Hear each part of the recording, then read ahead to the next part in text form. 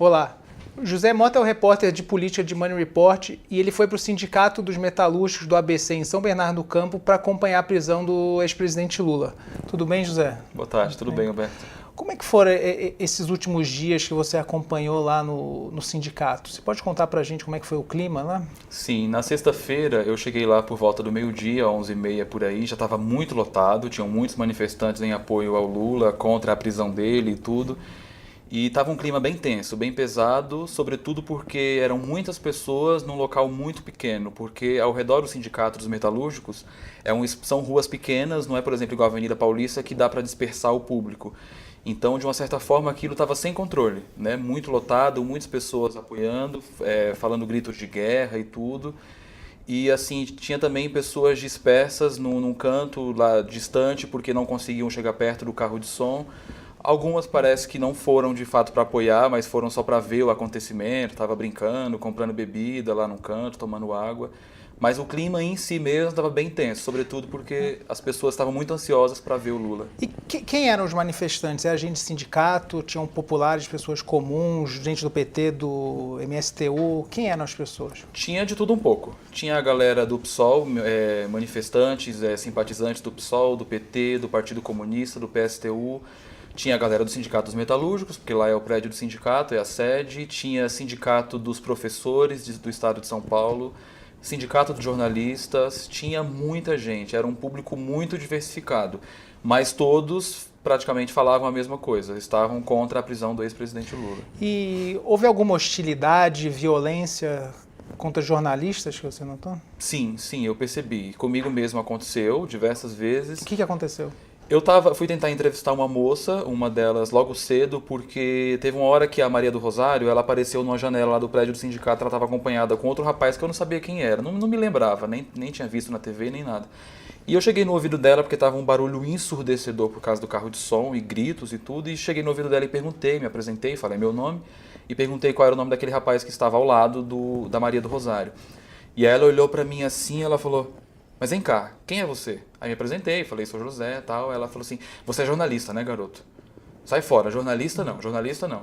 E aí, como eu tava com um caderninho para anotar, porque evitei o celular, é evidente, uma situação muito perigosa ficar usando o celular, e ela já quis tomar meu caderno para ver o que eu ia anotando e tudo. Então, como tava um círculo muito fechado, assim, eu tive receio de continuar a conversa com ela. Mas ela tentou pegar o seu caderno? Ela tentou puxar o caderno que eu estava na mão anotando, ela tentou ver o que eu estava, e aí eu já saí de perto, já coloquei o caderno no bolso e fui para outras partes, fui mais para perto do carro de som.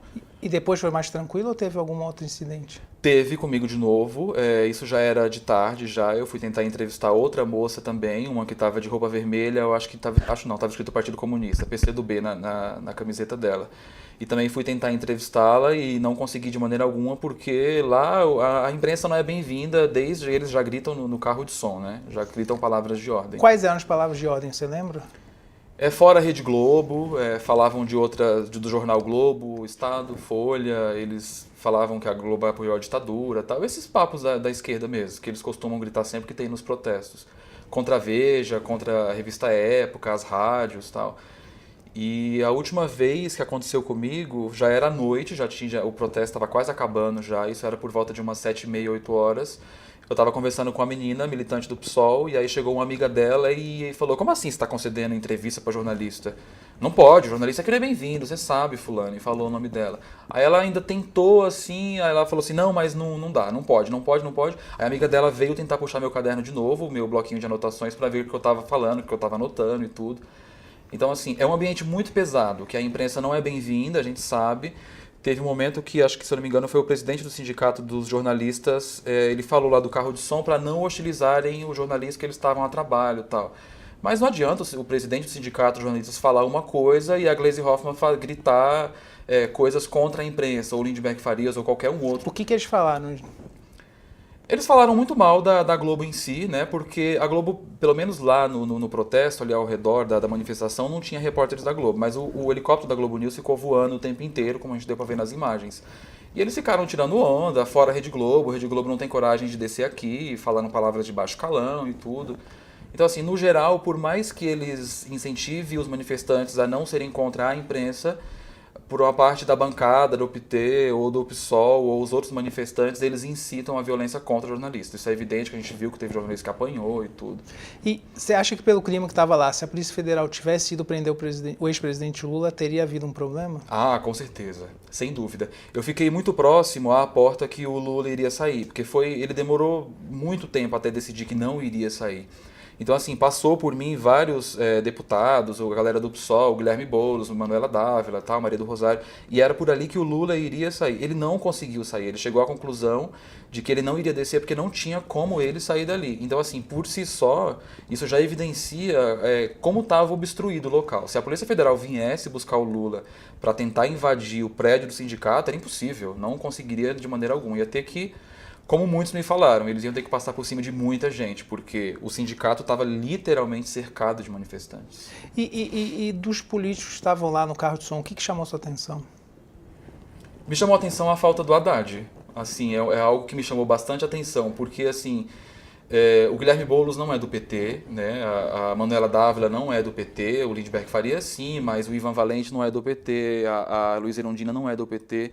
Então foram muitas pessoas apoiar o Lula, mas o Haddad, que era o que a gente esperava, que é uma voz forte aqui no estado de São Paulo, ele não estava. Houve algum comentário lá sobre a ausência dele? Sim, eu vi pessoas ao redor, perto de mim ali, que elas estavam comentando, né? Cadê o Haddad? Cadê o Haddad? Porque o Haddad é um personagem que chama muito jovem, e lá tinha muito jovem do PSOL. Do PT eu notei isso, que não tinha muito jovem, tinham pessoas mais velhas. Mas as pessoas sentiram falta do Haddad. E assim, o que me surpreendeu também foi tanto a Gleisi Hoffmann quanto o Lindbergh Farias, eles suscitarem meio que assim, instigarem meio que um protesto muito violento nos manifestantes, porque teve uma hora que eles falaram assim, vocês estão autorizados à desobediência civil, tipo, é uma coisa que o público já estava muito inflamado, né? Sobretudo pela ausência do Lula, porque ele não desceu, tinha muita gente querendo ver o Lula. E quando você tem um senador da República falando, incitando e tudo, fica aquela coisa, o clima mais pesado ainda. E como já estava anoitecendo, né, o perigo é maior ainda. Né? E havia ordem? Tinha alguém comandando, liderando, botando ordem no público que estava lá, ou a coisa foi meio bagunçada? Foi bagunçada, porque assim, tinham muitas pessoas, eu imagino que o PT não sabia que ia aquilo tudo de gente, mas tinham muitas pessoas, e lá do carro de som, as pessoas que estavam gritando as palavras de ordem, fazendo discurso e tudo, elas tentavam colocar uma ordem no público, mas não conseguia, porque estava muito bagunçado, era todo mundo junto, misturado mesmo. E teve um momento que o Ivan Valente, o deputado do PSOL, ele desceu do carro de som após discursar e ele quis entrar no prédio do Sindicato dos Metalúrgicos para voltar com o Lula. Ele não conseguiu, porque tentaram desobstruir a porta para ele voltar, mas ele não conseguiu de tanta gente que tinha. As pessoas começaram a se empurrar e o Ivan Valente é um deputado idoso, né? Então assim, ele teve muita dificuldade para poder entrar. Até que ele chegou perto de mim e eu falei, vem cá, deputado, entra por aqui que aqui é mais fácil de você passar. Porque se ele tivesse insistido para ir para a porta, ele ia cair, né? E uma pessoa caindo naquele meio ali era um perigo. Ele como idoso, com certeza, iriam pisotear e não ia ter condições de se levantar. Tá certo. Obrigado. Obrigado, Zé. Por nada.